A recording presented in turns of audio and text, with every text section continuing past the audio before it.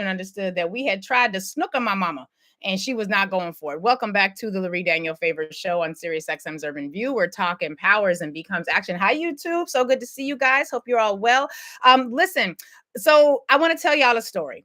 I wrote a story about it. Like, here you go. I didn't actually write this story, but it's a really good story that explains what's happening right now with this concept called privatization.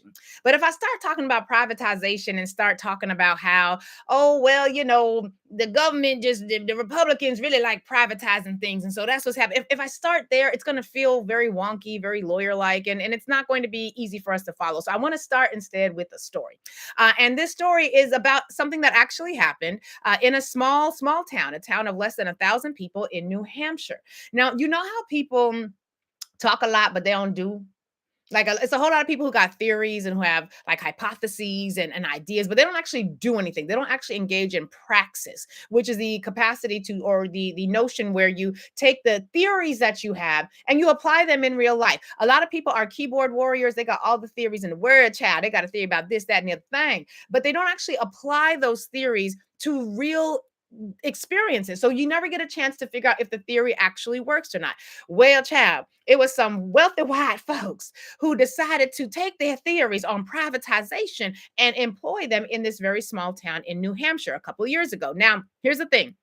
The story is really going to be about what's happening in Congress, but I got to tell you the story first so that we can get to what's happening in Congress, because baby, there's a whole lot of things happening in Congress. So around the mid 2000s, there's a small New Hampshire town called Grafton, New Hampshire.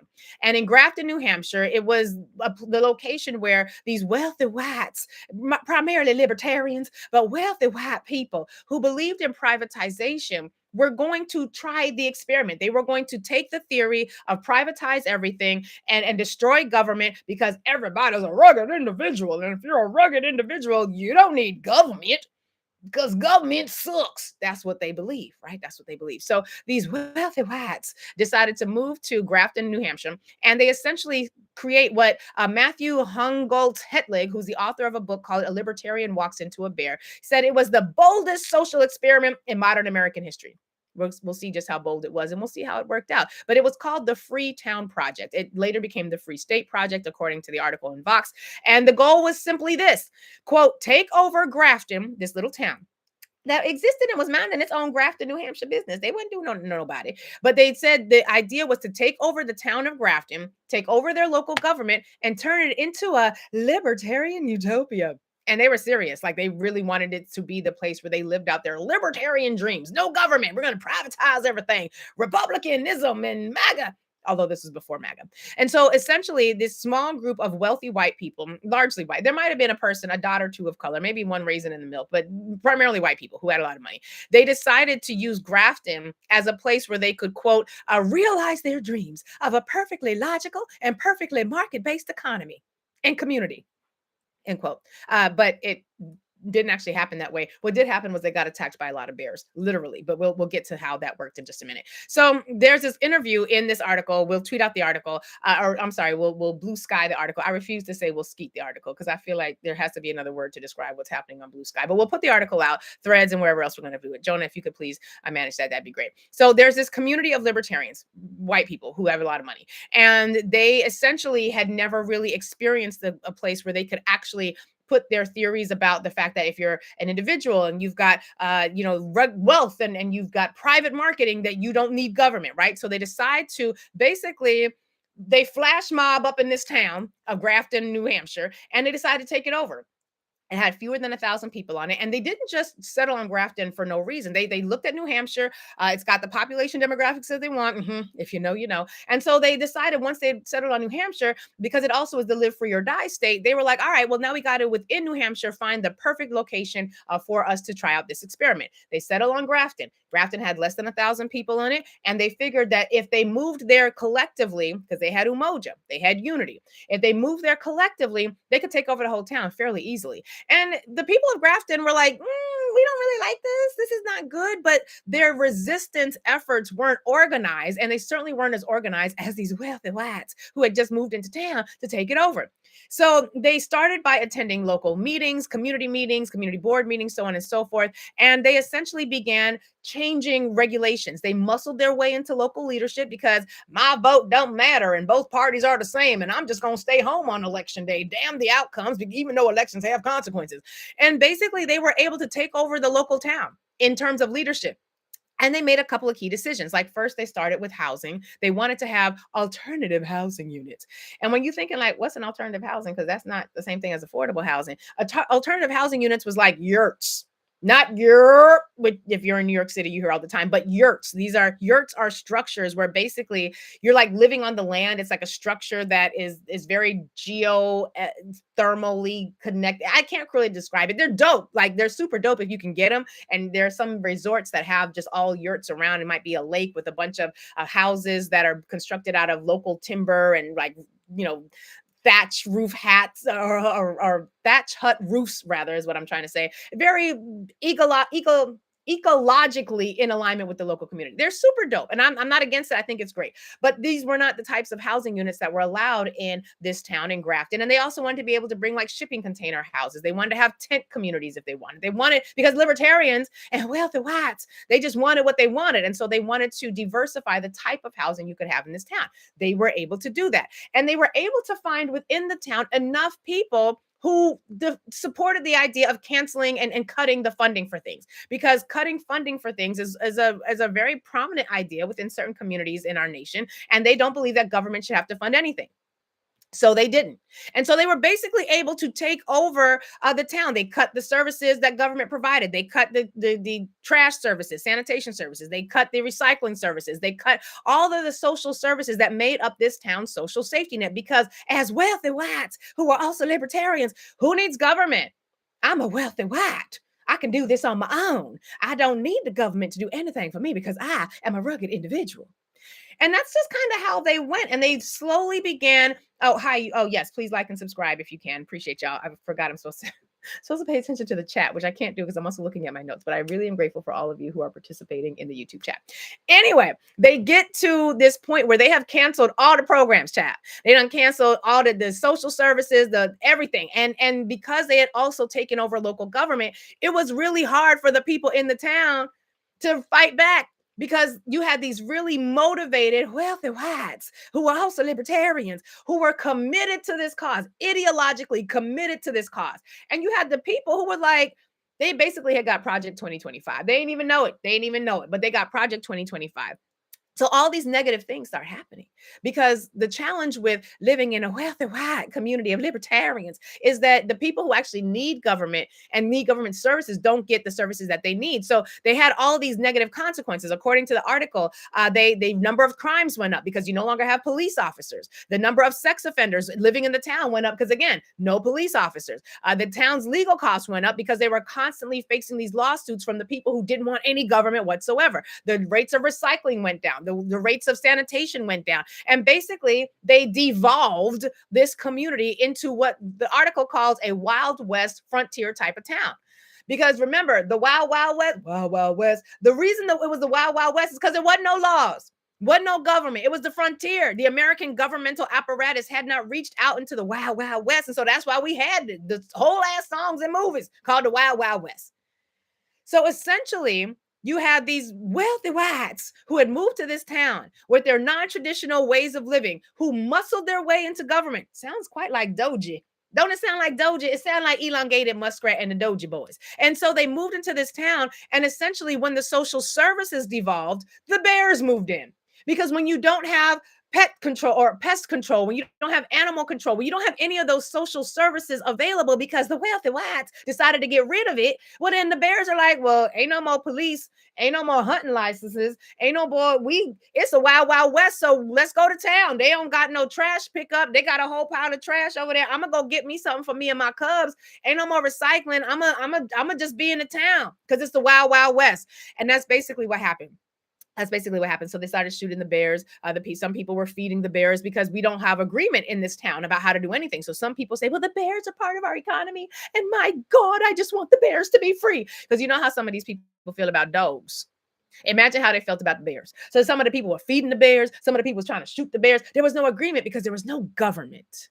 Because again, government is great it's cute to criticize government when it's failing, but the reality is government does for a group of people what they cannot afford to do on themselves. So like if your government has an agency that's designed to make sure that you're not going to get sold bad food at the supermarket, and then you get rid of that agency, then we the people got to figure out how to find the food inspector people and hire them to do that work for us as individuals. So I got to hire a food inspector, you got to hire a food inspector, because we don't have no more government. So, and we need safe food. Same thing with electricity. If the government no longer has an energy agency that's providing electricity, then we are rubbing sticks outside trying to create a fire. Because I don't know nothing about electricity. I got zapped once and I'm good. I don't know nothing about electricity. But if I don't have no electric, no Con Edison, for those of us in Brooklyn, then like who gonna give us electricity? Even if I have solar panels, I got to get the power somehow. You need government to do things. And so that's the story.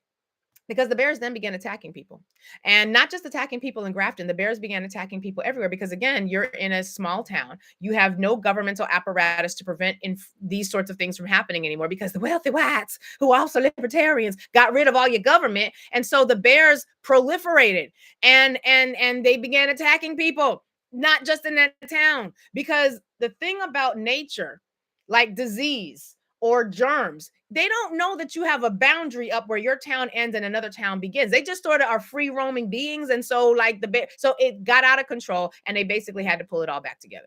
That is a story that's about something that actually took place in the mid 2000s, but it's also a story about what's happening right now in the government when it comes to what's happening between the Democrats and the Republicans. The Republicans in this story are the wealthy whites who have moved in to basically destroy government. They love privatization. They love everything that the government provides, they think should actually be private. Now, I, for example, am motivated to do the work that I do because I love my people. I love my community. And that's what motivates me. It's what gets me up in the morning. It's what keeps me working long hours because that's what I'm committed to. The wealthy whites, however, who do not like government, are motivated by privatization and the love of money.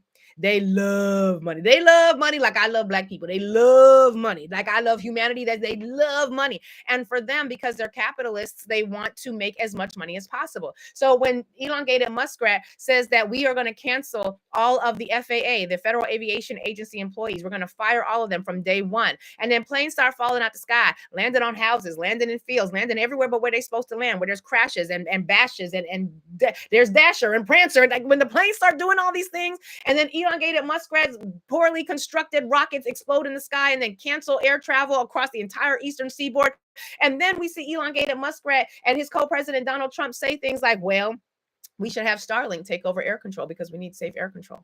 That is an example of how these folks operate. They destroy the thing that government does. They defund it, they destroy it, and then they say, well, we have a private answer for that. Starlink, where I, Elongated Muskrat, can provide you all the aviation safety that you need. Hello, that is a problem. But this is the wash, rinse, and repeat that the Republicans engage in. And so they have done this and they're continuing to do it. That's why we heard from in that clip, YouTube, you guys didn't get to hear it, but Urban View heard this clip from Representative Larson, who's basically saying that's what's happening with Medicaid. That's what's happening with Social Security. They have never liked Social Security because they don't believe you should get anything if you don't work for it. If you got, that means you got to work until you die because you in the poorhouse, you don't got no retirement, then die. And then make room for somebody else to make money off of your burial. That's how they operate. They love money. And so when you see things like the fact that the Washington Post put out an article yesterday, and I'm not very happy with the Washington Post, but they did put out an article that talked about the way they're trying to destroy Social Security. They wanted to cancel the phone services for Social Security, even though 40% of the claims that are processed through Social Security and the issues through Social Security are processed through telephone. If you know what they wanted them to do? Go on your computer. Go to Starlink, get you some internet service, then you can process your information. And it makes sense to them because they're wealthy whites.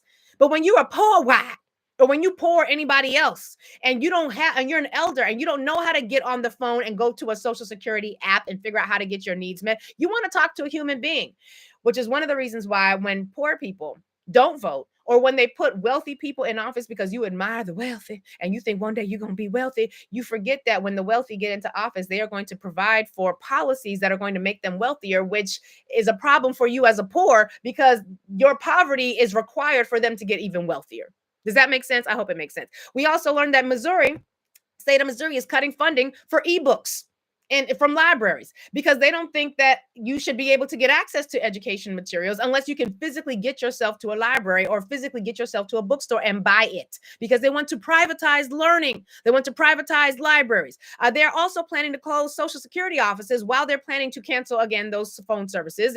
And again, this is a tool that a lot of people rely upon. And now they're canceling the Department of Education. We talked 2 days ago about how Linda McMahon, or was it yesterday? It might have been yesterday. Yesterday, how Linda McMahon, who is the Secretary of Wrestling, as Dr. Carr calls her, basically is who can't describe for anybody with any level of intelligence what basic functionings of the Department of Education are. Did you see her bumble and fumble her way through an explanation that was a wrong explanation of what the IDEA Act was for?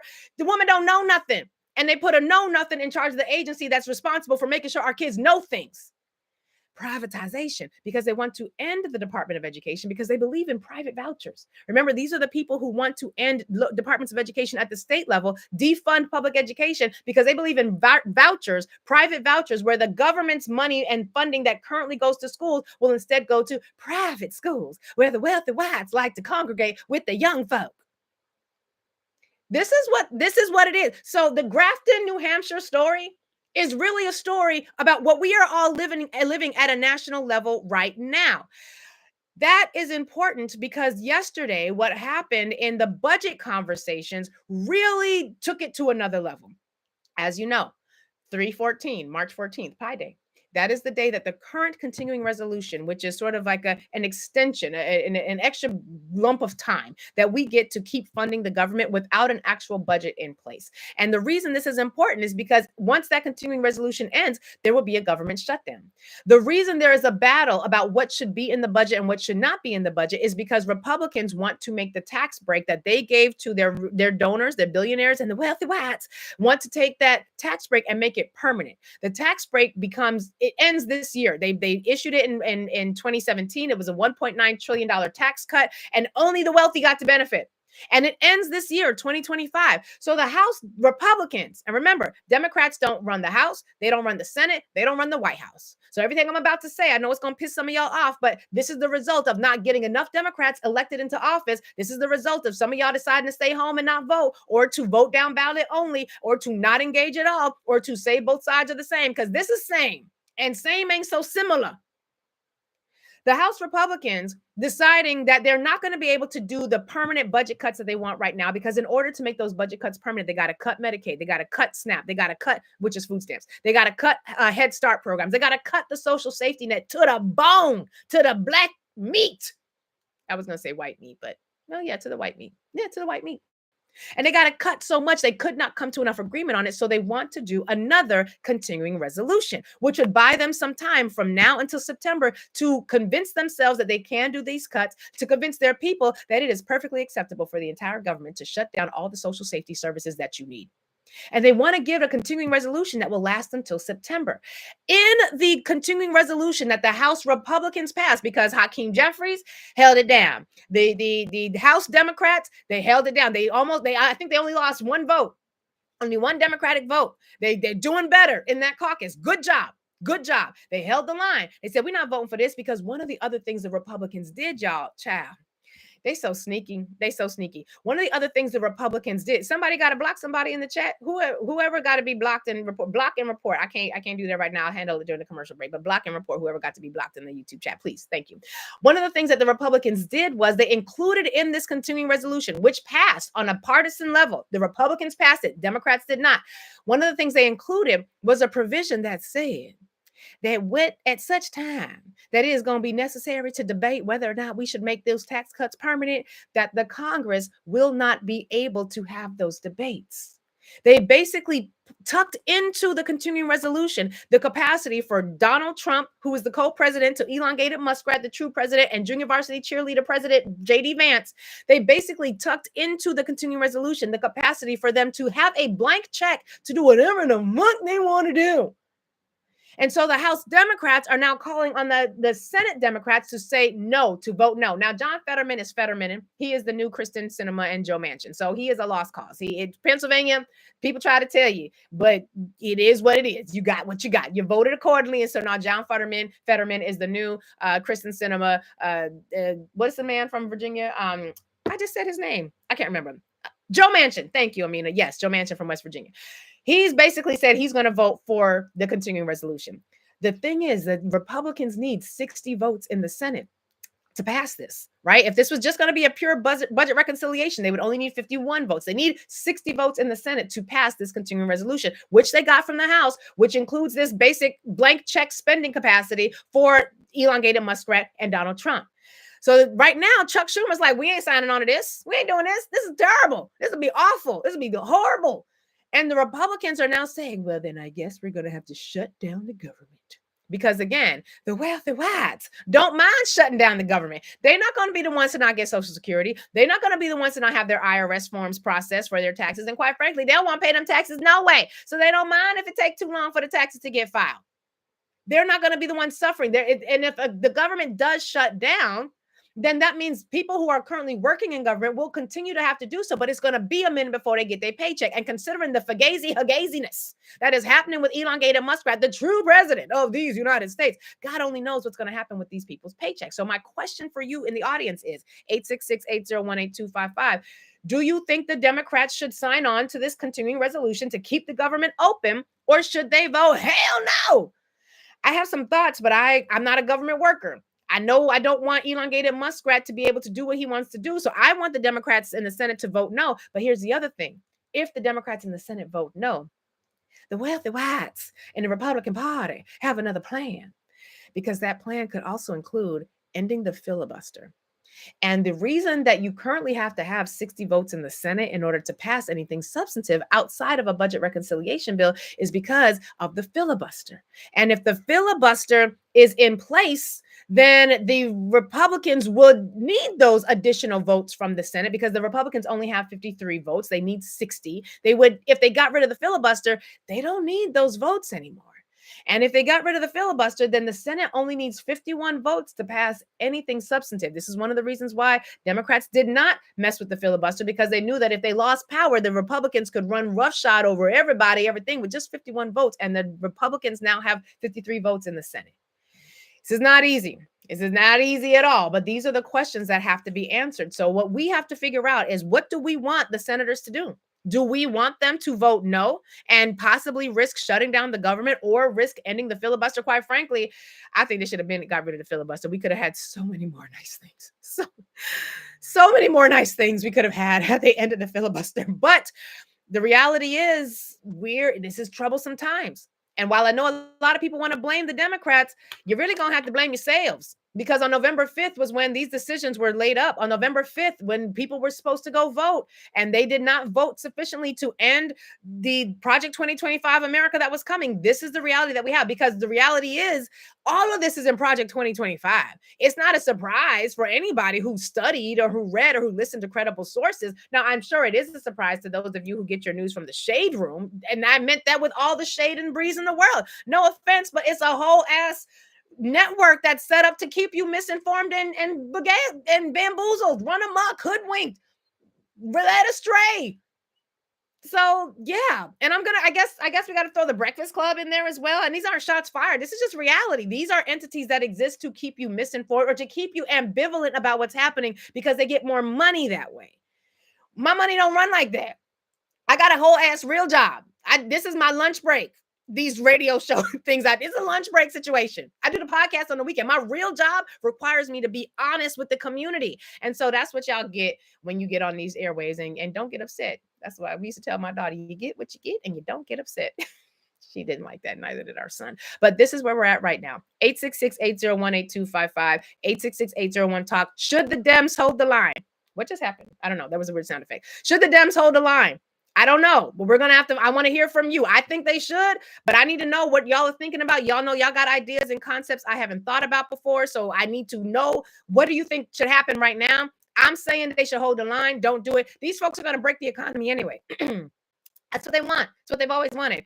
And now we have to figure out what we do next and how we navigate whatever the fallout from this is, because there is going to be fallout. We got to go to commercial break. YouTube, thank you so much for hanging out with us. Appreciate y'all. Urban View, give us a call, 866-801-8255. We'll be right back after this.